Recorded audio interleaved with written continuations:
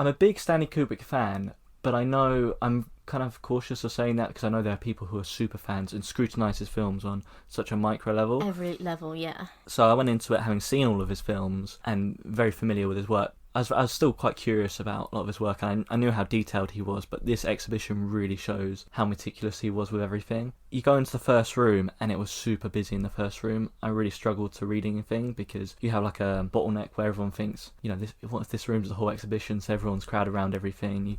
You struggle to read the stuff you want to read. But in the first room, there's a letter from Audrey Hepburn, who's probably my favourite actor of all time, to Stanley Kubrick, saying that she's not going to be able to appear in Napoleon Bonaparte because Kubrick's one of his biggest projects that never happened was this big biopic about Napoleon. So that's really interesting. You've had like kind of lots of links to history, I think, the last 2 weeks. Yeah, Diana. Things that you kind of wouldn't expect. No, I'm excited to go to the exhibition. Me and a friend were talking about it the other week, and we're going to go over the summer sometime because I think it's on until October, isn't it?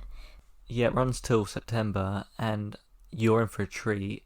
With this exhibition, they have like a lot of video going on, so you can stand around and watch clips from the movie, but having seen everything, I didn't really see the point in that, so I spend a lot of my time reading the letters because there's a lot of letters, and then also just looking at the costumes and all the different pieces of set and just all the crazy detail that went into his films. I would say my favourite Kubrick film is Full Metal Jacket, which is the Vietnam War movie. Yeah. And I didn't know a lot of the visuals of that film were based on photography, the work of a war photographer. Really? Called Dan McKillen, who I made note of. Oh, now you said that, I can kind of see that more, because a lot of the shots are kind of really in the action and how a photographer would kind of frame it, and that's really interesting. And I mean, a lot of the scenes as well, I think there's a montage where there's a film crew filming the guys, so there is that kind of journalistic lens. Yeah, to that kind of aspect to it. Also, Lolita, which it was really interesting because a lot of that was about the controversy around the film, obviously the subject being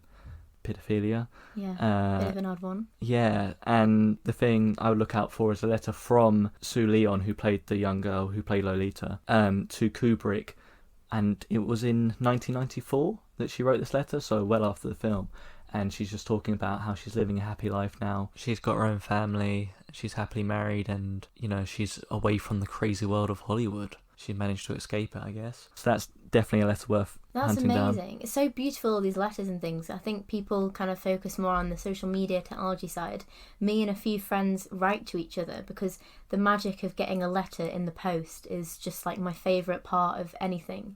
Because seeing your name on that envelope and opening it and reading through this thing that someone has taken time to write and really put thought into is the most kind of beautiful thing. So I'm very excited to go now. Now I know there's lots of letters and things. Yeah, I bet directors now aren't getting letters from the top actresses saying, no, sorry, I can't do your movie. They're getting tagged in an Instagram or something. Exactly. They're getting a DM. Yeah.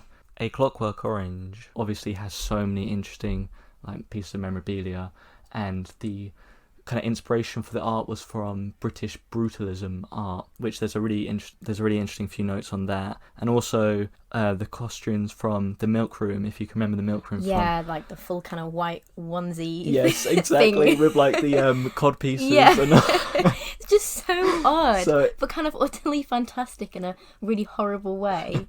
And I think a lot of people crowd around those because they're obviously they're fascinating. Completely iconic. Eyes Wide Shut, which was Kubrick's last film, the real notable thing for me there was there's a bunch of mannequins with masks on and costumes on, and there's one that's just a bit smaller than the rest, and I thought to myself, that has to be Tom Cruise's mannequin. That's so funny. I think the thought that's gone into this exhibition is just incredible, and I've seen a lot posted about it, so I'm very excited to go. Yes, but that's just me scratching the surface of what there is. I mean, there's so much there, and just the letters. Honestly, I'd just spend your time reading the letters because they're fantastic.